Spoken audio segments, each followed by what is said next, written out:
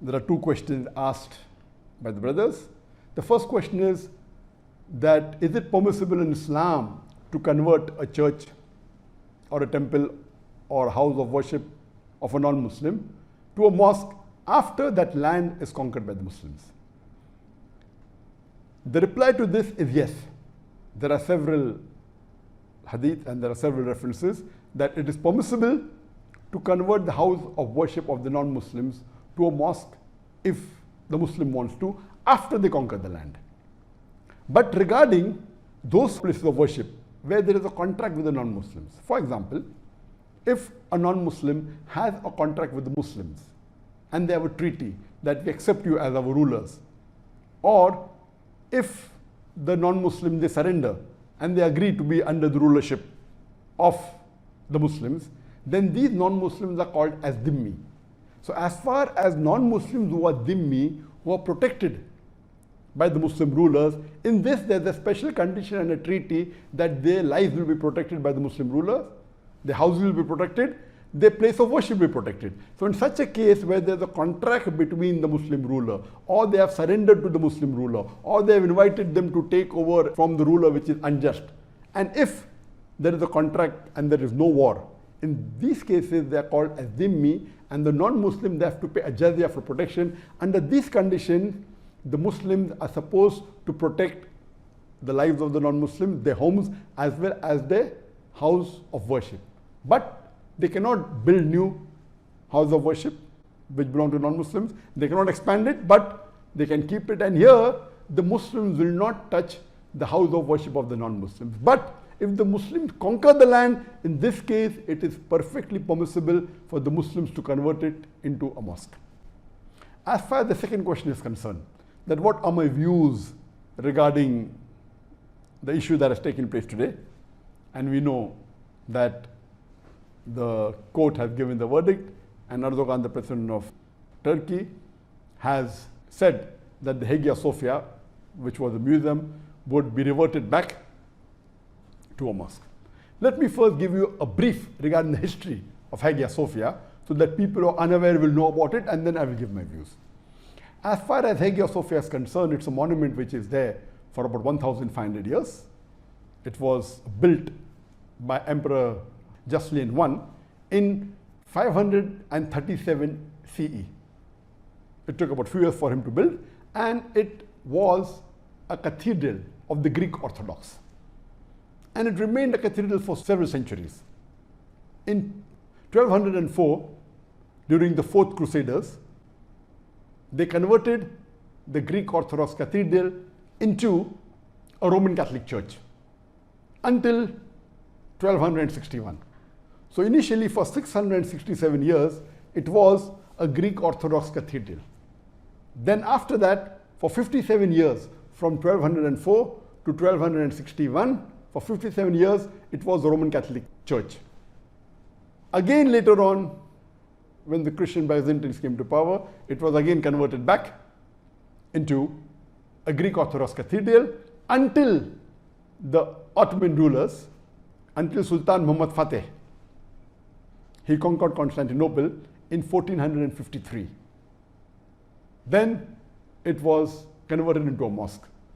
So since 537 up to 1453, for more than 900 years, it remained a Greek Orthodox cathedral. Then for a few years, it was the Roman Catholic Church, then went back to become a Greek Orthodox cathedral, and it was the largest church in the world when it was built. The biggest in-house covering, and the dome was the largest. It remained largest for 1,000 years until 1500 when a new church was made. In 1453, Sultan Muhammad Fateh, he conquers Constantinople, and then there are documents available that he purchases the Hagia Sophia, and after purchasing it, he converts it into a mosque. It remains a mosque till 1931, until Mustafa Kemal Atatürk, he takes over Turkey and he declares it as a secular state. For 4 years it was closed, And he passes a verdict in 1934 that the mosque should be converted into a museum. And since 1935 till today, 2020 July, that's 11th of July, it remained a museum until today. And all these years, for about 85 years, there were many cases saying that why the Hagia Sophia a museum? Because Ataturk declared it that this is a sign of secularism, that we want to make it into a museum, it will not be a church, will not be a mosque. And since that, there were many cases that have been filed that it is wrong that it was converted into a museum. And recently, the council in Turkey, the highest administrative court, it passed a resolution that it was illegal for Mustafa Kemal Atatürk to convert into a museum. And today, mashallah, the court of Turkey has given a verdict and has said that it was illegal for Atatürk to convert it into a museum.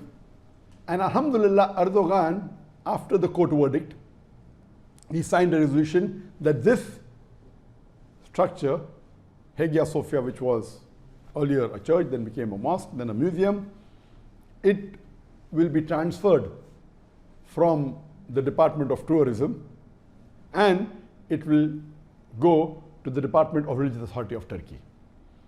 Now this has created a lot of controversy, and today if you read the newspapers and the media, they are disagreeing with the decision taken by Turkey, by the Turkish government, by Erdogan, and you find right from USA, Trump, Russia, Greece, all of them condemning it is wrong, UNESCO, many non-Muslim organizations, and you find the media that they disagreed, they've been threatened and said it is wrong. But the saddest part, what I read in the media, that there were many Muslim countries and many so-called Muslim dais and Muslim scholars from the Western countries said what Turkey did and what Erdogan did is wrong. And to support their claim, they said that we know in history that Hazrat Umar, may Allah be pleased with him, he was asked to pray in Jerusalem. He did not pray. He said if he prays there, people will make a mosque, and then he prayed somewhere else, and the Masjid Aqsa was made. And all this is about how we encourage and have a relationship. And they quoted the verse of the Quran, Surah Hajj, chapter 22, verse number 40, saying it is not permitted to destroy synagogues or the church, and Quran is against it. And I was shocked to read the views of many of the Muslim dais from the Western countries and from the Arab world, saying it is wrong. What are my views regarding what Turkey did is correct or not, or what Erdogan did is right or wrong? As far as my views are concerned, the hadith quoted and the incidents quoted by the Muslims regarding Hazrat Umar, may Allah be pleased with him, that he did not pray and he prayed somewhere else, and there were treaties between Muslims and others that your lives are safe and your places of worship are safe and Muslim will not enter your places of worship. All these references are when there is a treaty between the Muslims and the non-Muslims. As I mentioned in the first answer to the first question, that can a holy place, a church or a temple be converted to a mosque after it is conquered? The answer is yes. Only if there is a treaty between the Muslims and the non-Muslims, or if the non-Muslims surrender, or they are dhimmis, non-Muslim living under the law of the Muslim rule, Islamic rule, that is the only condition where the Muslims give them security and they are paying a jizya. As far as when the Ottoman rulers, when they conquered Constantinople, it was a conquest. It was a war. So it is wrong to give examples of a treaty between the Muslims and non-Muslims and say that same way Turkey should manage it. It's totally wrong.